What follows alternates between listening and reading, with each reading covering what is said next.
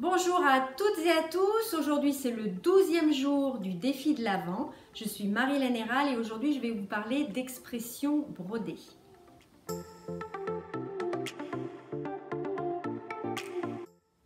Expression brodée, vous vous demandez peut-être ce que c'est. Eh bien en fait c'est comment exprimer avec la broderie les émotions que l'on ressent. Voilà. Et je voudrais vous présenter une de mes élèves qui est une véritable artiste qui s'appelle Nadia Akoun. Et cet après-midi je suis allée visiter son exposition qui était magnifique. Donc ce qu'elle a fait avant ses cours de broderie et aussi après ses cours de broderie, l'essentiel c'est comment on exprime ses émotions, sa joie, sa douleur, sa tristesse. Bref, son univers me parle énormément.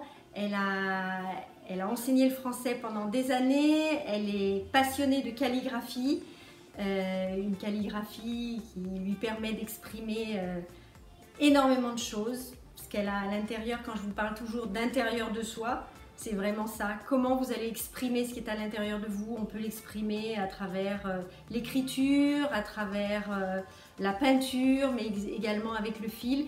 Et Nadia, en fait, elle mélange un petit peu différentes techniques. Elle a différents médias et ça donne un univers magnifique. Je vous laisse la découvrir. Elle était prof de français, Fabienne. Donc elle a fait connaître ce livre-là. Et on a décidé ensemble de monter une expo. Notre amitié a duré 5 ans. Elle est tombée malade et elle est partie. Et pendant 5 ans, l'expo est restée cachée, pas vue, pas tout ça, parce que c'était compliqué, très compliqué pour moi de ressentir ça, douloureux. Et puis aujourd'hui, c'était l'occasion, comme en fait, ce que nous voulions exposer, c'était la partie artisanale, c'est-à-dire l'artisanat d'art. Voilà. Tout ce qui est à l'intérieur, c'est-à-dire les bijoux, les colliers, les livres, les carnets, tout ça.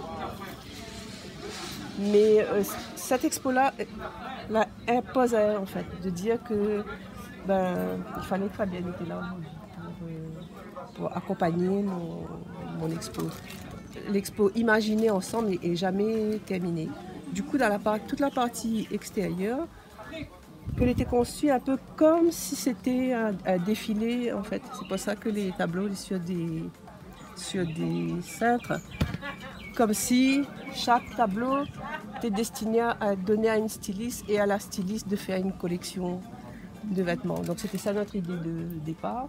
Donc, alors dans les tableaux, on a aussi de la calligraphie, pas trop visible, mais il y a quand même des morceaux de texte de Carole Martinez qui me parlent énormément parce que c'est une histoire de boîte de couture, ici symbolisée par un panier, où il y a du fil, des aiguilles, de la dentelle, du tissu, etc. Et ces paniers-là de couture, en fait, est passé de génération en génération de femmes, comme si pour passer le lien, et le lien, le fil, et le lien, le fil, la trame n'est jamais loin de la calligraphie et de l'écriture. Voilà. Donc, d'ailleurs, là-dessus, après, ça touche un peu l'intime. Hein. C'est de l'artisanat à l'intérieur, les bijoux, tout ça, c'est de l'artisanat. Peut-être que c'est un petit peu artistique, mais pour moi, c'est plus de l'artisanat, des techniques pour fabriquer des objets, des choses. Voilà. Après, à l'intérieur, il y a aussi des marques de la calligraphie, parce que pour moi, c'est indissociable. Et j'ai eu le bonheur de pouvoir associer mes deux passions, c'est-à-dire la calligraphie et la couture. Et quand on réfléchit un petit peu, quand on cherche, et la calligraphie, la couture, elle n'est pas très loin. Parce qu'en calligraphie, on parle beaucoup de trame, et en couture aussi, on parle de trame. Donc, il n'est pas innocent que les deux la réunissent comme ça. Voilà. Et c'est quoi ces passions?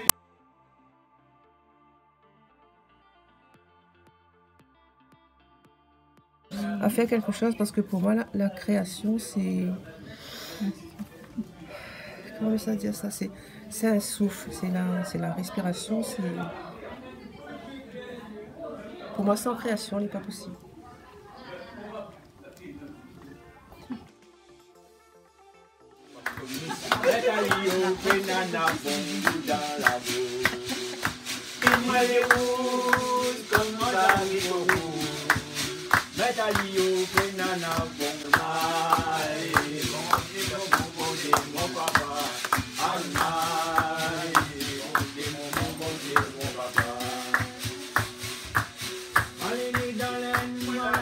J'espère que vous avez aimé cette exposition et cette présentation.